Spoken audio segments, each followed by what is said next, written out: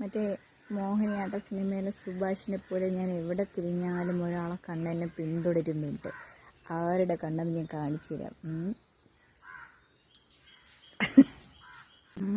മഴയാണ്, ഞാൻ എന്ത് ചെയ്യാൻ? നിന്നെ വെളിയിറക്കാൻ നീ ഇവിടെ കിടന്ന് കളിക്കും. പിക്കു കൈ തരൂ.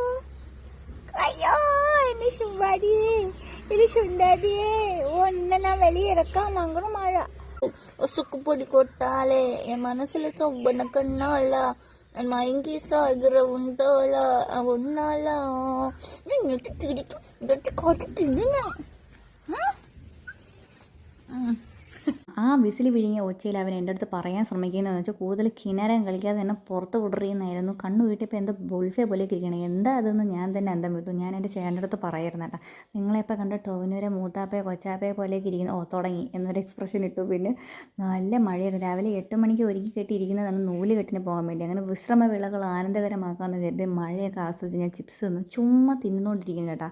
വെറുതെ ഇരുന്നാലേ കഴിക്കുകയുള്ളൂ. പക്ഷേ എന്തെങ്കിലും പണി ചെയ്തുകൊണ്ടിരുന്ന ഒന്നും കഴിക്കില്ല, വെറുതെയിരിക്കും. വെറുതെ ഇരുന്നില്ലെങ്കിലും ഇങ്ങനെ പൊട്ടിന് തേങ്ങ ഇടുമ്പോൾ ഇടയ്ക്കിടയ്ക്ക് ഇങ്ങനെ കുറച്ചുകൊണ്ടിരിക്കും.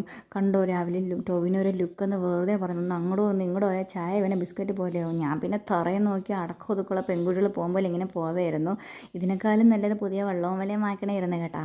അങ്ങനെ മഴ വന്നു. ശുഭം, ഇനി നമുക്ക് പോയാല എന്ന് പറഞ്ഞു. എനിക്കാണെങ്കിൽ ഈ റെയിൻകോട്ട് കാണുമ്പോഴേ പച്ചത്തുള്ളൻ നീലിമുട്ട നീലപ്പേനോ വളരെ എൻ്റെ പാട്ടായിട്ട് നിങ്ങൾക്ക് സത്യം പറഞ്ഞാൽ ബോറാവുന്നുണ്ടായിരിക്കും. എനിക്ക് ഇടയ്ക്കിടയ്ക്ക് ഇങ്ങനെ പാട്ട് പാടിയില്ലെങ്കിൽ ഉറക്കം വരില്ല. അങ്ങനെ നമ്മൾ നൂലിട്ട് വീട്ടിലെത്തി കേട്ടോ. പ്രകൃതി ഇങ്ങനെ കോരിച്ചൊരിഞ്ഞ മഴയൊക്കെ തന്ന് അനുഗ്രഹിച്ചിട്ട് തന്നു അറിയുന്ന സുഖ നിദ്ര പേക്കുവാണ് കുഞ്ഞുവാവ. ഇതാണ് രൂപിക, അരിമയ്ക്കരിമായി എൻ്റെ രൂപിക ഒരു വാനവിൽ തനനാന.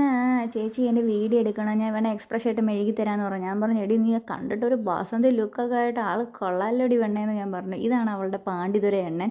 ഏതോ പെങ്ങളെ കെട്ടിച്ചിട്ട് ആങ്ങളൊരു വൈക്ലപ്പ് ചെയ്യണം മുഖത്ത്. ഞാൻ ചോദിച്ചു എന്ത് പറ്റിയിടാന്ന് ചോദിച്ചു. ചേച്ചി അവിടെ നിന്ന് എനിക്ക് നാണം വരുന്നു ഷോ എന്നൊക്കെ പറഞ്ഞു. ഇന്ന് ബൈ പെരുന്നാളായിരുന്നു. ഞങ്ങളെ വീടിൻ്റെ അടുത്തുള്ള ചേച്ചി നമുക്ക് ബീഫും പൊറോട്ടയും കൊണ്ടുവന്ന് എൻ്റെ മോനെ എന്ത് ടേസ്റ്റ് ആയിരുന്നെന്ന് അറിയാമോ. ഞാൻ വീഡിയോ ഒക്കെ എടുക്കാൻ വേണ്ടി നോക്കിയപ്പോൾ എൻ്റെ ചേട്ടൻ തിന്നിട്ട് ബാക്കി 2 എണ്ണം മാത്രം വെച്ചിട്ടുണ്ട്. സാരമില്ലടാ പോട്ടെ, പല്ലിൻ്റെ ഇടയിൽ തേങ്ങാക്കുത്ത് കുരുങ്ങിയിട്ടില്ല, ഞാൻ വെറുതെ വില്ല, അത്ര ടേസ്റ്റ് ആയിരുന്നു.